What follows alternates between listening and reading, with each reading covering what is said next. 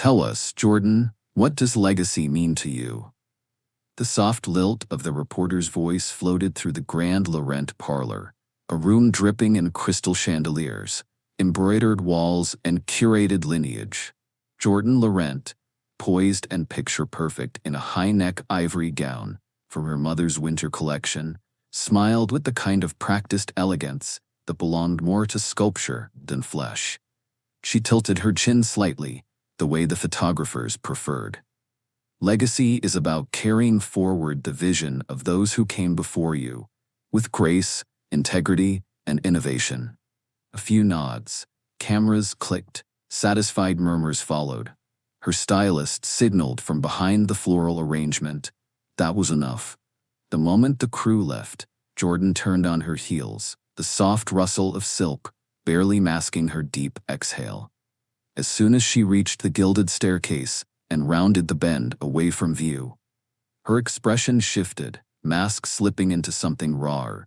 By the time she reached the second-floor corridor, she was barefoot, stilettos dangling from her fingers.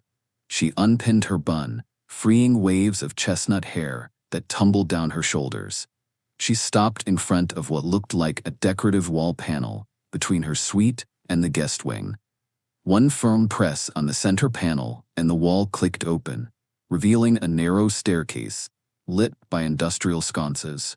She descended quietly into the private studio, her sanctuary. Inside, the room was nothing like the rest of the estate. Exposed brick, vintage mannequins, mood boards full of real women with real bodies. In the center, a large wooden table cluttered with sketches, fabric swatches, and a well-worn mechanical pencil. She pulled on a hoodie over her slip dress and slid into her rolling chair. A half-finished sketch waited for her. A utilitarian yet flattering rack dress with deep pockets and adjustable seams. Her notes scribbled in the margin read, "For Maria, postpartum, must feel strong, not hidden." Jordyn signed the corner of the sketch with looping initials, J. Lynn. A small smile curved her lips, not the kind for press, a real one. She reached for a fabric bolt when, click, the studio door opened. Genevieve Laurent didn't knock. She never had. "Still playing designer, I see," Genevieve said, her tone smooth as satin and twice as cold. She stood like a painting, immaculate navy sheath dress, pearls, and judgment. Jordyn straightened but didn't hide her sketch. "It's not playing." Genevieve's eyes swept the room, unimpressed. "You do realize we're finalizing the Astor deal within weeks. The board expects a united front." "And by united front, you mean a wedding announcement," Jordyn said flatly. Genevieve didn't deny it. "Damien's family is old money European nobility. Their label's vintage lines have cultural cachet. Our influence paired with theirs would be unstoppable. This is business, not romance." "I'm not a bargaining chip." Jordyn's voice was tight. "You're a Laurent." Genevieve stepped closer, her heels echoing on the stone floor. "And a Laurent understands sacrifice. The board believes this merger is key. You marrying Damien ensures trust, continuity." Jordyn crossed her arms. "He treats women like collectibles. Do you know what he said to me last week? That I photograph well but talk too much." Genevieve's gaze didn't flinch. "You don't have to like him, you just have to marry him." Jordyn let out a disbelieving laugh. "And if I don't?" Her mother's expression softened, just barely. "Then you'll lose your seat at the table. The board has already started vetting other faces for the creative helm. Ones who won't embarrass us with pet projects like this." She gestured at the sketch. Jordyn followed her movement, then looked down at her hands. Ink-stained fingers, calloused from scissors and sewing. Hands that had created something honest. "You know what your real problem is, Mother?" Jordyn said, rising slowly. "You've mistaken legacy for control." Genevieve's mouth tightened. "Be careful, Jordyn." But Jordyn didn't hold back. Her voice was quiet, but searing. "I'm not a pawn in a designer dress." She turned away as her mother lingered a moment, then disappeared with a soft click of the door. Alone again, Jordyn stood in the center of her studio, chest heaving. Her gaze settled on the sketch. Slowly, she picked up her pencil and began to draw. Not for them, not for the press, for herself, and for every woman who'd ever been told what to wear, who to marry, and when to smile. The Metropolitan Museum gleamed under the low golden light of Manhattan's social crown jewel. The Laurent family charity gala was in full swing, attended by celebrities, designers, dignitaries, and donors dressed like modern royalty. Crystal chandeliers twinkled above while strings played an elegant version of a pop ballad in the background. Jordyn Laurent stepped onto the marbled floor of the Temple of Dendur, her heels tapping in time with her rising frustration. She was swathed in a metallic gold gown that clung to her frame like obligation, handpicked by her mother, styled by the family's PR firm, and approved by the board for photographic elegance. But none of it felt like her. "This Laurent, over here, turn your head slightly. Yes, perfect. Is it true you and Lord Astor are soon to be engaged?" She gave a soft, practiced smile, like a performer who could hit her mark even while sleepwalking. She posed beside the Laurent Foundation banner, then nodded politely before gliding away from the press line, eyes already scanning for the nearest glass of champagne. Across the room, Alex Kimball adjusted the lapel of his slightly wrinkled navy blazer and tried not to look like he had snuck in. He hadn't, technically. A major donor had pulled strings to get Safe Start, his nonprofit that helped single mothers escape cycles of poverty and abandonment, a last-minute slot in the gala's glossy program. It was supposed to be an opportunity, exposure, but Alex felt more like a duck in a shark tank. Everywhere he looked were couture gowns, diamond chokers, and networking smiles that didn't quite reach the eyes. He tugged at his collar. His tie was thrifted. His shoes had salt stains from last winter. Still, he forced a smile and wandered toward the bar, hoping to at least find water and avoid questions like, "And what firm do you run?" Meanwhile, across the room, Jordyn's glass was empty, and so was her patience. "Jordyn," came that familiar oily voice. She turned to find Lord Damien Astor, sleek in his tailored tuxedo, hair brushed back like a European prince on the cover of a vanity magazine. His accent was aristocratic. And so was his condescension. He placed a possessive hand on her waist before she could step back. "You look very agreeable tonight." "Charming," she said, masking the recoil in her voice.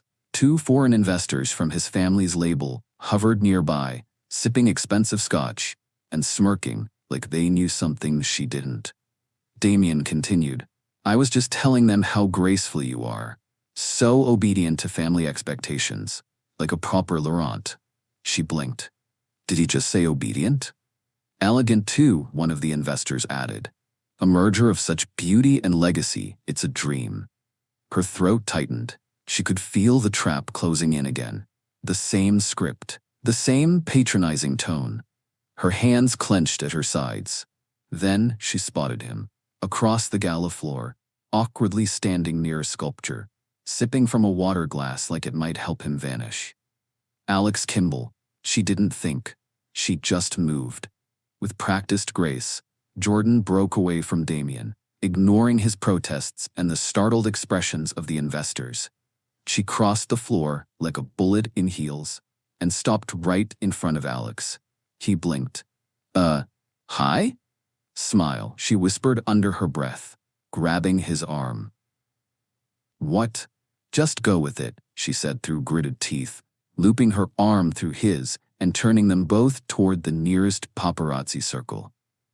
The flashes went off immediately. "There she is, Jordyn. Who's her companion?" She smiled like it was the happiest day of her life. "Everyone, meet my fiancé, Alex Kimball." Gasps rippled. Camera shutters exploded. The PR rep, near the red carpet, audibly dropped her clipboard. From across the room, Damien turned red, then gray, then livid. Alex, for his part, stood frozen, his posture stiff, smile delayed, eyes wide. "Wait, what?" But Jordyn just kept smiling, her grip tightening slightly on his arm. "Alex and I have been keeping it private," she added coolly, brushing a hand along his chest. "Tonight felt like the right time." One reporter shouted, "How long have you been engaged?" Jordyn responded without missing a beat. "Long enough to know He's the right choice. Later, quiet corridor, Met Museum service hallway. The chaos of the gala was muffled behind the heavy doors as Jordyn leaned against a cold marble column in the museum's back corridor, the gown weighing heavier than it had earlier. Alex stood in front of her, arms crossed, expression unreadable. "So," he finally said, voice low and tight. "Do you want to explain what the hell just happened?" Jordyn exhaled. "I needed to rewrite the narrative." He raised a brow. "Rewrite it? You detonated it. I just became a tabloid headline."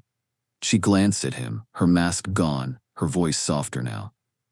"They were about to parade me around like a trophy for a man I can't stand.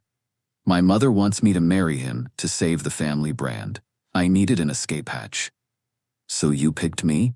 The guy in the department store suit?" he asked, half amused, half incredulous. "You looked honest," she said simply.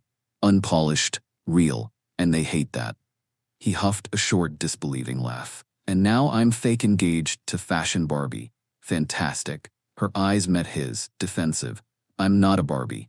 He looked at her, really looked, and the sarcasm in his voice faded slightly. "No," he said, "you're not." For a moment the air settled between them, then Alex ran a hand through his hair. "So what now? You just walk away and let the gossip machine roll me over?" "I'll fix it," she said quickly. "I don't want a PR apology. I won't give you one." She stepped closer. "But if you play along, for a few weeks, you'll get exposure, media attention, donors, everything Safe Start needs. You might not like my world, but you could use its spotlight." He looked at her, guarded. "And in exchange?" he asked. Jordyn's voice dropped to a whisper. "I get a chance to breathe." He didn't say yes, not yet, but he didn't walk away either. Alex Kimball stirred his coffee with the careful energy of someone who hadn't yet decided if they were staying or leaving. The cafe was quiet, tucked between a vintage bookstore and a co-op grocery store, on a tree-lined street in Brooklyn. Far from Fifth Avenue, far from champagne fountains and strategic marriages. Here, people wore scuffed boots and brought reusable mugs, the kind of place where someone like Alex belonged. Jordyn Laurent, however, looked like a polished ad for wealth, even dressed down.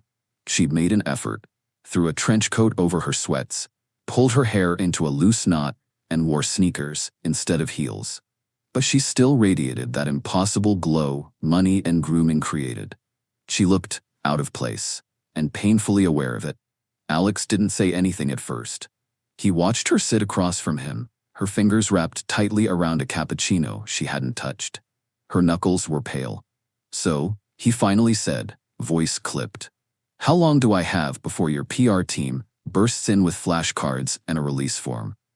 Jordyn looked up, startled. "There's no team, just me." He arched a brow. "That hard for me to believe?" "Yes," she admitted, "but I get it." Alex leaned back, arms folded. "You want to explain why you dragged me into your soap opera in front of half the city's elite?" She sighed. "Because I needed someone the media couldn't predict, someone who didn't belong in the narrative they were writing for me. And that's me? Random nonprofit guy with a bad tie?" "You looked like you wouldn't take their crap," she said. And that made me feel like I had a choice. Alex stared at her a moment, then looked down at his coffee. "You know how many women Safe Start could help with the money your family spends on a single gala dress?" "I do," she said, surprising him. "That's why I'm here." He looked up again. "I have a proposition," she continued. 3 months, fake engagement, public appearances, some well-timed interviews. In exchange, I'll direct media attention toward Safe Start, fundraisers, events, personal endorsement. You'll walk away with triple the donations. Guaranteed." Alex laughed, humorless. "So you want me to play the poor but principled boyfriend while you stick it to your mother and ditch your aristocrat?" She held his gaze. "Yes, and in doing so, help me avoid being sold like some vintage handbag." He blinked.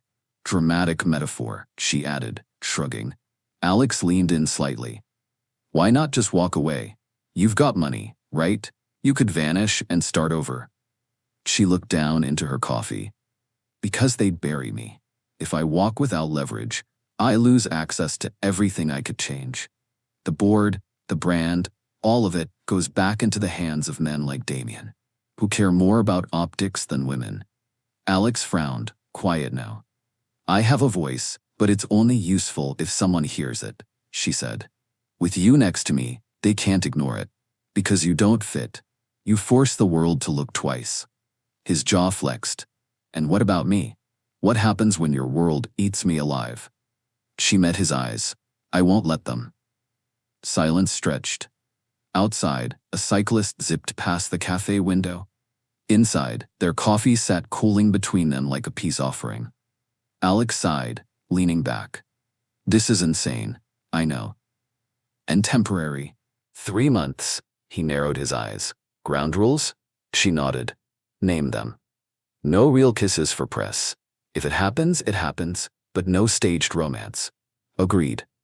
I'm not wearing any of your family's suits or labels. I don't model. You wear whatever makes you feel like yourself. And if I don't like something, I say so. No handler, no script. Perfect. Another beat. Safe Start gets real disability, he added. Not a footnote in your redemption arc. Jordyn extended her hand. Done. He looked at it for a long second, then shook it. Fake fiancés, huh? He said dryly. She grinned, better than real disappointment. They both sat back, and for the first time, something in the air shifted.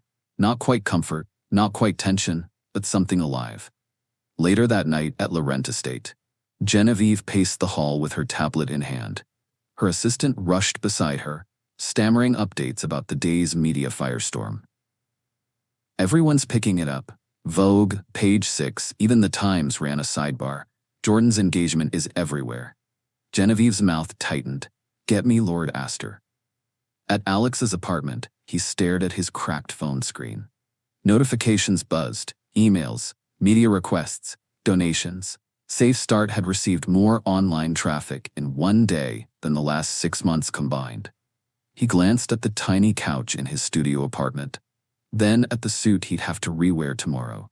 Then he smiled. A little. The city didn't slow down, not for traffic, not for headlines, and definitely not for fake engagements.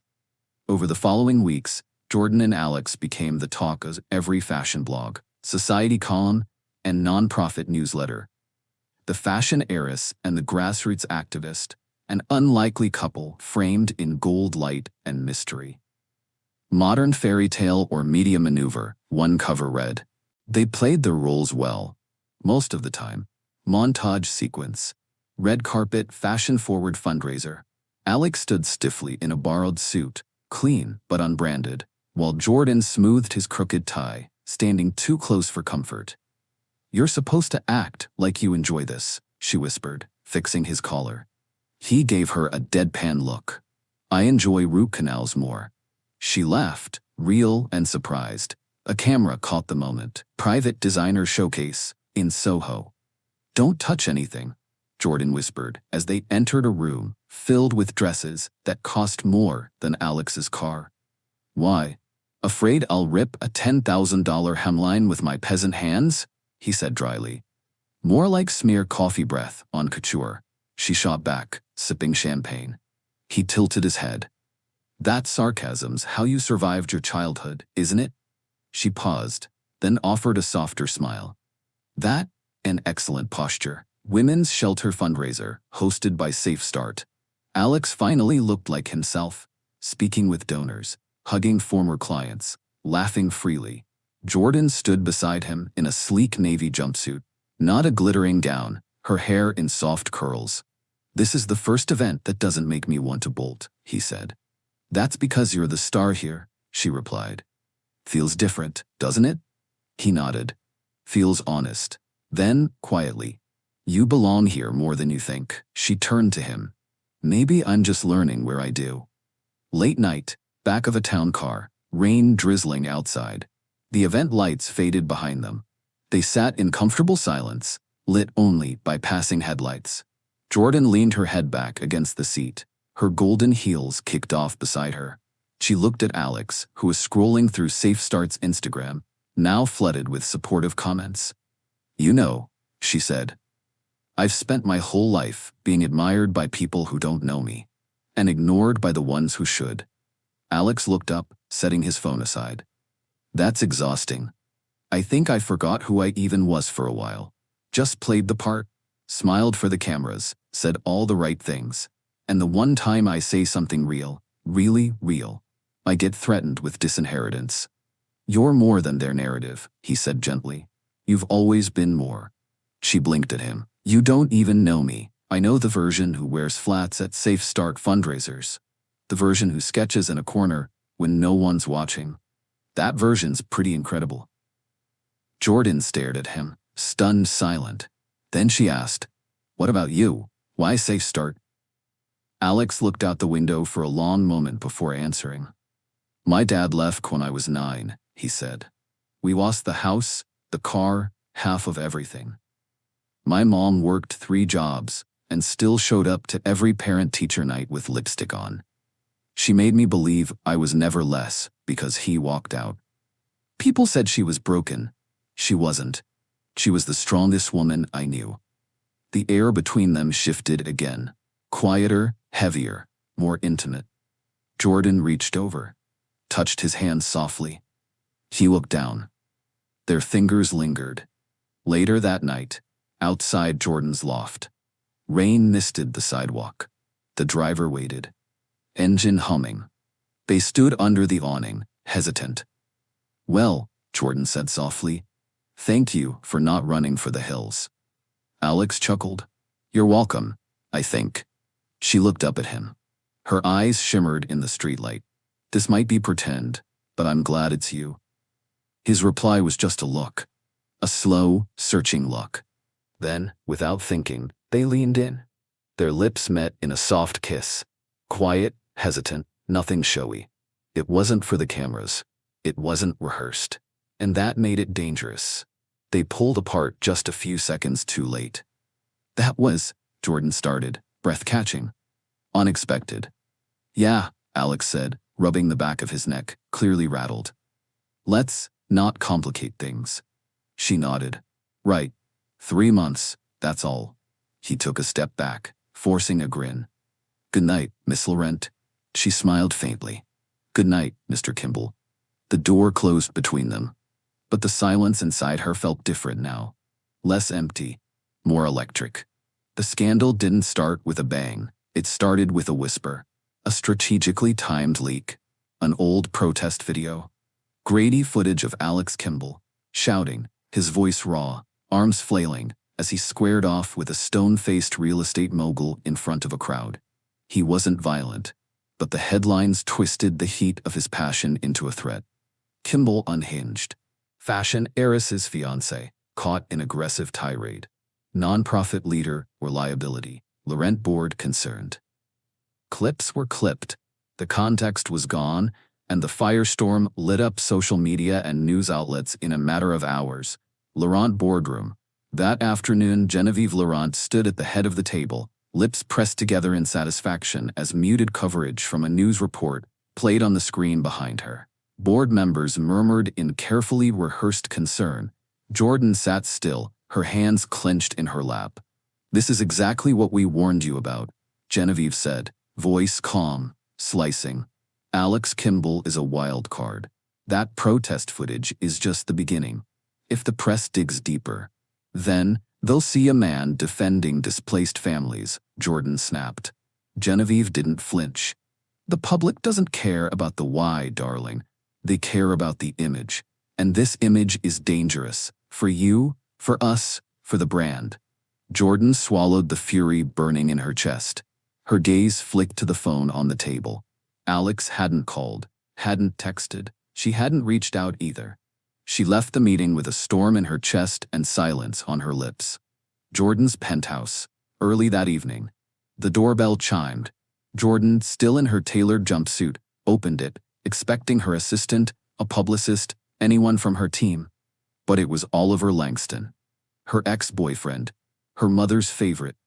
The golden boy of investor portfolios and country club deals. He stepped inside with the confidence of someone who believed he still had the right. I came to check on you, he said smoothly. offering her a bottle of wine she didn't take. Rough day, huh? The media's been brutal. I'm managing, Jordyn said, arms folded. Oliver set the bottle on the counter and leaned against it like he belonged there. I've always admired your strength. I hated how we ended, Joe. I let the pressure get to me. But I see you now, with this guy, this Alex. He smirked. You do realize he's using you, right? She blinked. Excuse me? Come on, it's all PR. You're the heiress, he's the activist. You boost his image, he gives you a narrative, a rebel romance. It's a headline, not a relationship. His words scraped at the part of her that had already started to doubt. Alex hadn't returned her last message, and the bored silence was no longer passive. It was aggressive. Oliver stepped closer. You deserve someone who knows your world, who doesn't need to be handled. You deserve me. Jordyn stared at him, her thoughts spinning. But the worst part, she didn't shut him down. Not immediately. Safe Start HQ, that night. Alex sat behind his desk, staring at his phone.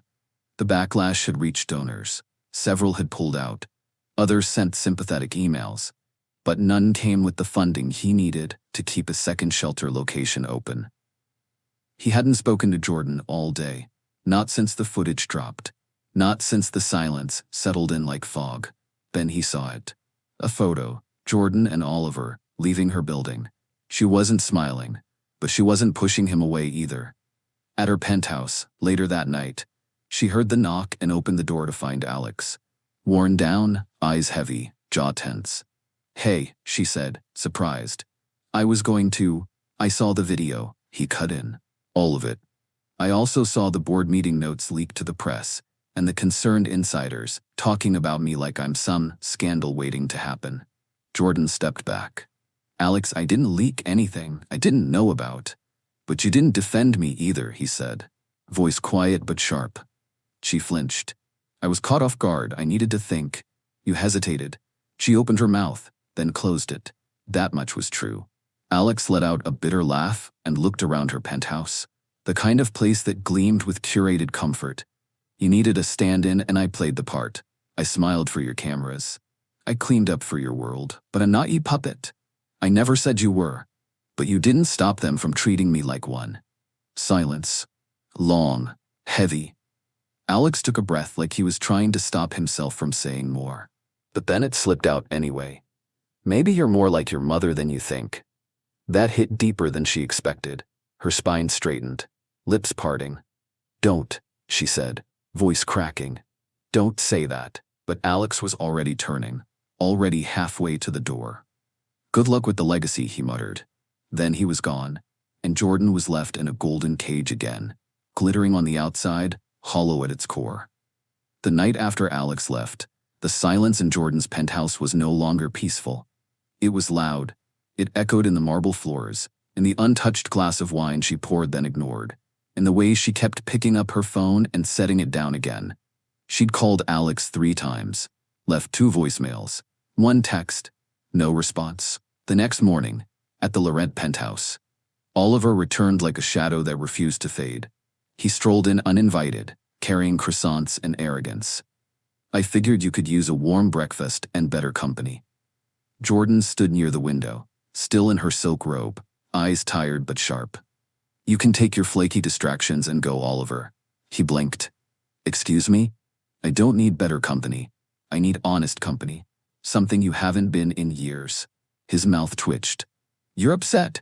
You don't mean that. I mean every word, she said, stepping closer. You came here thinking I'd fall back into old patterns, that I'd choose comfort over conviction, that I'd be weak. He dropped the croissant bag on the counter, his smile thinning. And what exactly is Alex giving you? A spotlight in the tabloids and a protest scandal? He gave me the truth, she said. He challenged me.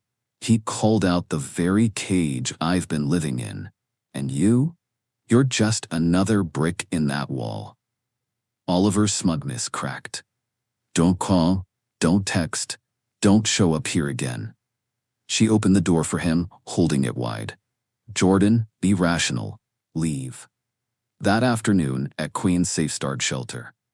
The driver asked if she wanted him to wait. She said no.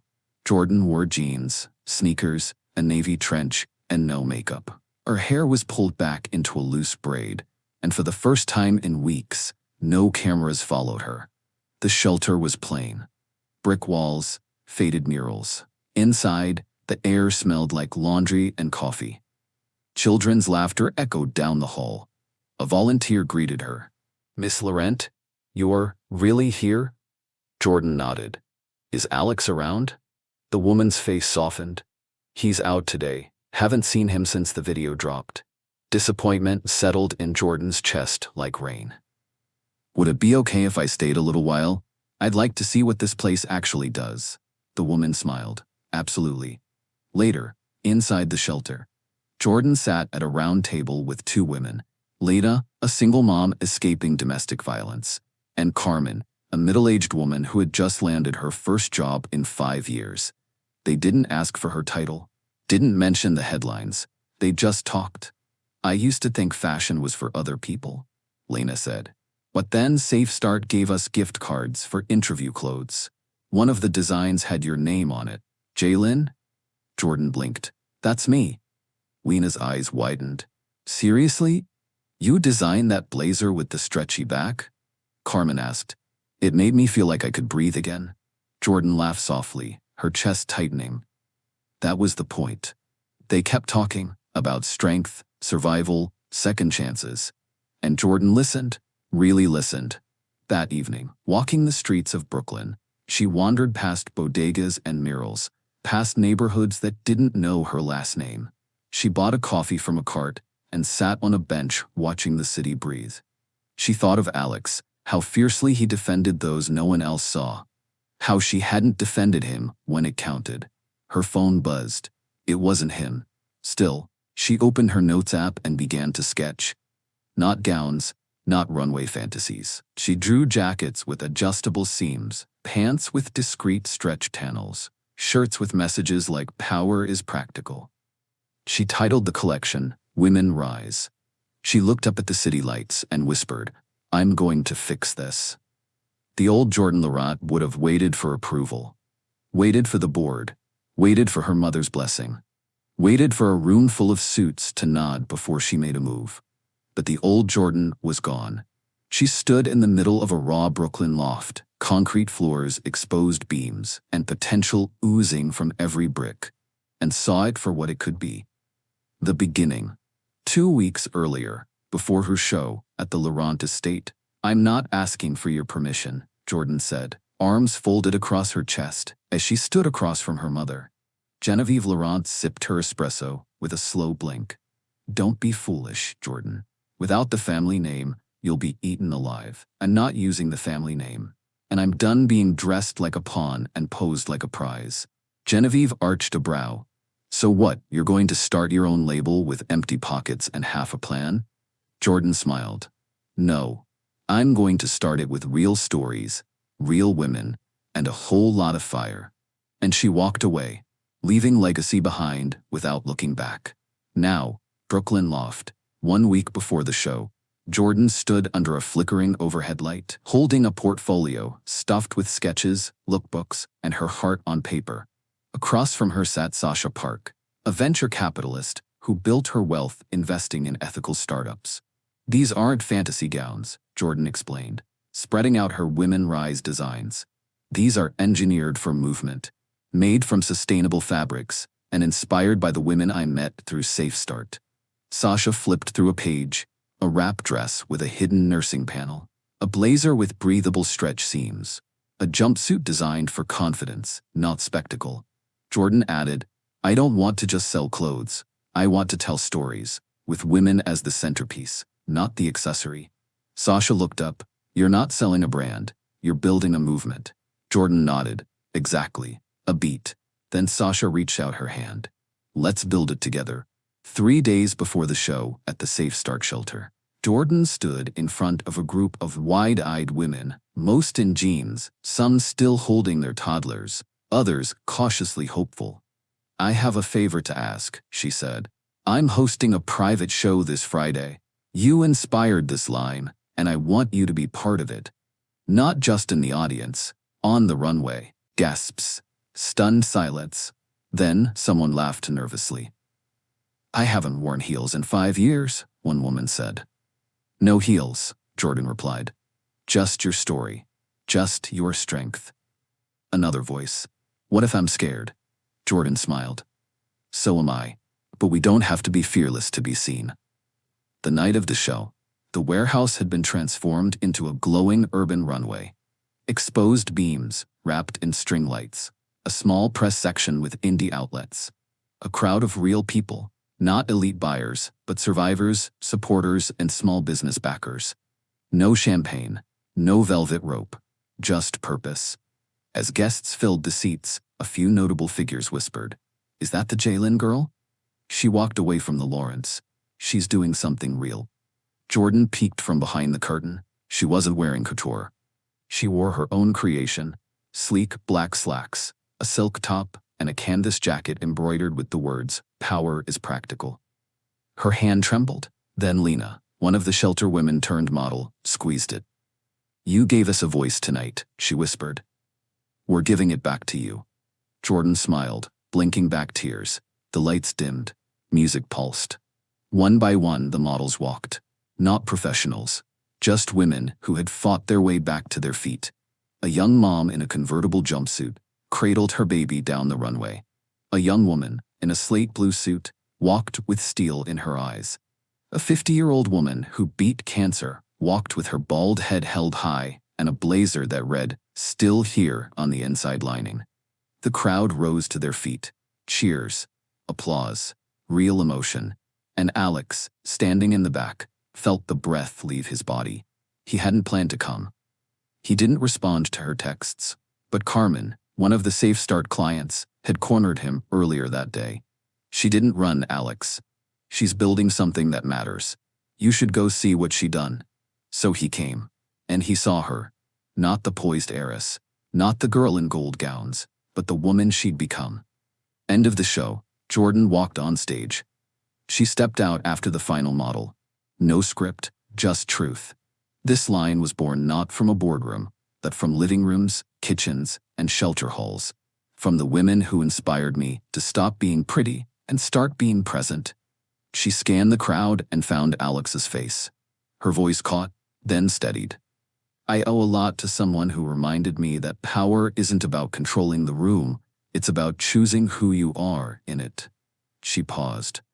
I used to think I needed my family's name to matter, but I found something better. Her voice softened. A name of my own. The applause had faded, but the warmth lingered. The models were backstage laughing, hugging, snapping selfies. The lights on the makeshift runway had dimmed to a soft gold glow, now illuminating the rooftop above the loft where the after-show gathering was winding down. Jordyn stood near the edge, arms wrapped around herself, not because she was cold, but because she was overwhelmed. Her heart was full and fragile all at once. The show had been everything she'd dreamed. The women shined. The press was buzzing, not about glamour, but about grit. And she hadn't looked for her mother's approval once. Still, her eyes kept drifting to the rooftop stairs. She didn't expect him to come. But when she turned, Alex Kimball was there. Hands in his pockets, dressed in a button-down, sleeves rolled. No spotlight, no cameras, just Alex, steady and searching. Jordyn's breath caught. You came. He nodded slowly, his gaze sweeping over the rooftop, then resting on her. I almost didn't. I wouldn't have blamed you, she said, voice low. Alex stepped closer. But then I saw Lena walking down that runway, with her head up like she owned it. And I realized, you didn't just use your platform. You passed the mic.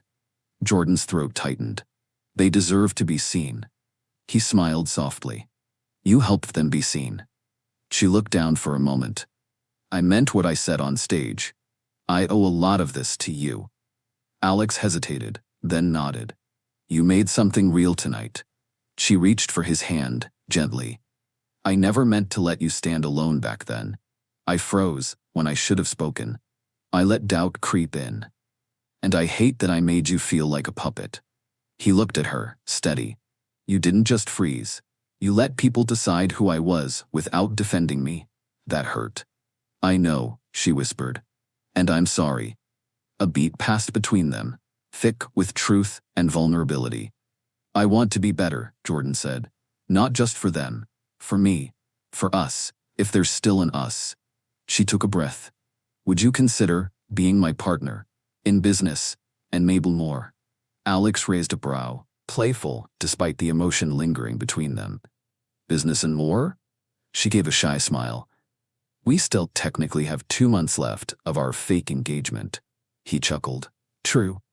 He stepped closer now, close enough to feel the heat between them again. So how about this, he said gently. We start over, from scratch. We use the rest of the time to actually get to know each other. No expectations, just honesty, and who knows? He shrugged, smiling crookedly. Maybe by the end, we won't want to change a thing. Jordyn's eyes softened, lips curving as she leaned in. Deal. Then she kissed him. This time not for the cameras, not for leverage, not to escape, but because it was real. Their fingers intertwined as the skyline sparkled around them, and the fake faded into something so honest it made her chest ache. Jordyn smiled into the kiss, her voice barely a whisper when she pulled back. I think we're already starting something real. Alex leaned his forehead to hers. Good, because I'm not ready for this story to end. Jordyn and Alex walking hand in hand past a new billboard that reads, Women Rise, designed by Jalen, Purpose, Power, You. Below it, a smaller headline from a lifestyle magazine. Fashion heiress and activist fiancé, the future of real influence? But neither of them looked up at it. They were too busy smiling at each other. The Women Rise headquarters was no longer just an idea scribbled in the margins of Jordyn Laurent's sketchbook. It stood tall in a sleek building in Lower Manhattan, adorned with glass, reclaimed wood, and a lobby lined with portraits of real women who had defied the odds. And at the center of it all was Jordyn, radiant, confident, no longer just the face of a brand, but the pulse of a movement. She stood at the edge of the rooftop terrace, watching the city hum beneath her. A soft breeze blew through her curls. She wore high-waisted linen trousers, a structured cobalt blazer from her latest line, and on her finger, a ring. Not costume, not press-approved, a real diamond set in a delicate gold band. Real love, real commitment. Behind her, the rooftop buzzed with energy. Staff members mingled, designers, coordinators, seamstresses, admin leads. But what made this team extraordinary was who they were. Lena, now head of community outreach. Carmen, managing production logistics. Tyra, who once slept in a shelter, now Jordyn's executive assistant. All formerly from Safe Start. All rebuilding their lives and building Women Rise with it. Alex arrived last, holding a box of vegan cupcakes and a bottle of sparkling cider. The staff clapped and teased him as he walked in, and he laughed, warm and grounded. He made his way to Jordyn, stopping just behind her. They still make fun of me for bringing kale to lunch meetings, he said. Wrapping his arms around her waist, she smiled without turning. That's because you're the only man alive who makes activism look like a CrossFit class. He kissed her cheek, then leaned in. How does it feel? A full year of being your own woman, your own boss, your own brand. Jordyn turned to face him. Feels like breathing. He looked down at her hand, fingers laced with his. Nice ring. Real engagement, she corrected. Real everything. Inside the office, a private meeting room, Genevieve Laurent stood stiffly, her tailored coat pristine, her pearl earrings catching the light. She had arrived through the back entrance, by choice. I came to drop off the revised financials from our silent backers, she said crisply, placing the folder on Jordyn's desk. You mean your silent backers, Jordyn replied. Genevieve didn't deny it. Your quarterly growth is impressive. Jordyn raised an eyebrow. You know? If you ever wanted to say, I'm proud of you, it wouldn't kill you. Genevieve's lips pressed into something faintly resembling a smile. You're still engaged to a man who believes nonprofits should get more media attention than couture. And you're still allergic to sincerity. Jordyn shot back. Silence. Then Genevieve softened, just slightly. You're doing good work, Jordyn.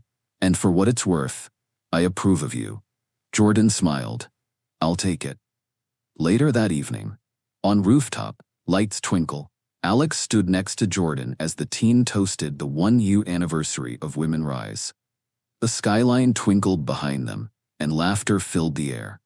A photographer asked for a candid photo of the power couple. Jordyn rolled her eyes. No stage smiles, she said. Just real ones, Alex replied, kissing her temple. The camera clicked. Jordyn looked out over the team, the women, the company, the life she'd built, with no strings attached. Her legacy wasn't inherited, it was earned.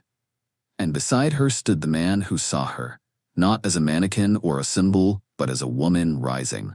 Together, they were rewriting the definition of power and love. The end. Thanks for listening to Green Tea Tales. Help support our channel with comments, likes, and subscribe.